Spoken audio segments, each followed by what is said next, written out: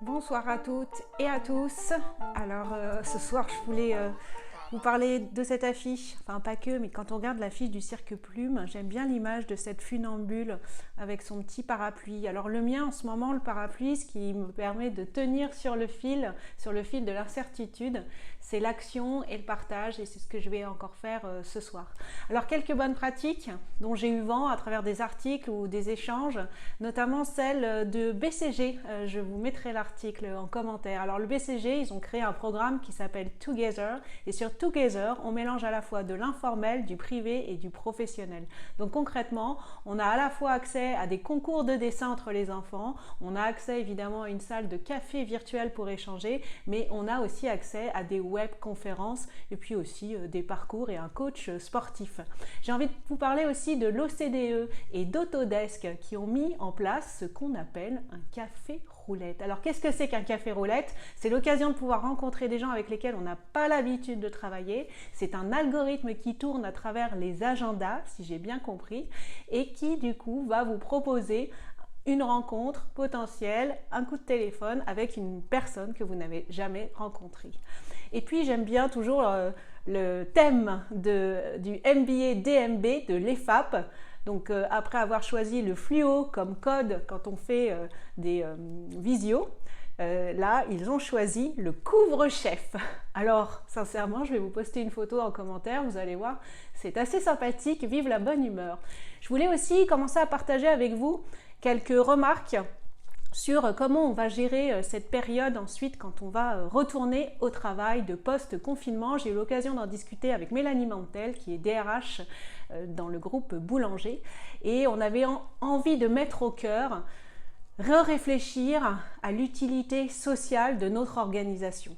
Et ça fait d'ailleurs écho à la conférence d'ouverture du Hub Forum 2019 fait par mon co-auteur et un de mes partenaires business, Emmanuel Vivier, qui est cofondateur du Hub Institute, qui nous avait livré ce message. Il ne s'agit plus d'une transformation digitale ni d'une transformation technologique. Nous sommes dans une transformation du sens de notre activité. Et effectivement, je pense qu'on va avoir une accélération de la quête de sens. On était déjà en crise de sens, mais là, ça va devenir encore plus vrai quand on va rentrer dans notre organisation. Alors sur ce sujet de qu'est-ce qu'on va faire et qu'est-ce qu'on doit prévoir ou commencer à anticiper pour la période de retour dans notre organisation, je pense à la fois, alors je vais vous les dire de façon un peu dispersée, je les réorganiserai peut-être dans un petit schéma, ça fait longtemps que je n'ai pas fait un schéma.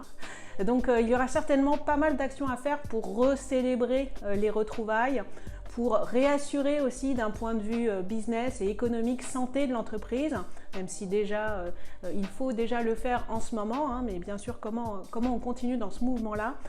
On aura sûrement aussi des choses à faire du côté de la reconstruction, donc de sessions peut-être, de co-construction sur base de rétrospective. Qu'est-ce qu'on a vécu pendant ces semaines, comment on l'a vécu d'un point de vue à la fois psychologique, relationnel, individuel, collectif, et puis bien sûr d'un point de vue des nouvelles méthodes de travail, de ce fameux télétravail.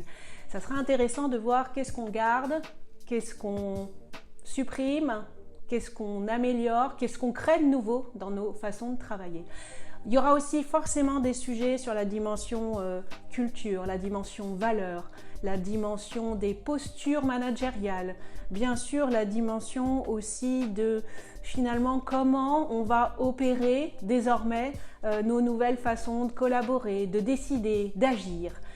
Je pense que voilà, ce qu'on est en train de vivre, c'est sans précédent bien entendu, et on aura sûrement beaucoup encore de chantiers à ouvrir en perspective pour le retour post-confinement. Je vous souhaite une belle soirée et puis je vous dis à bientôt. Au revoir.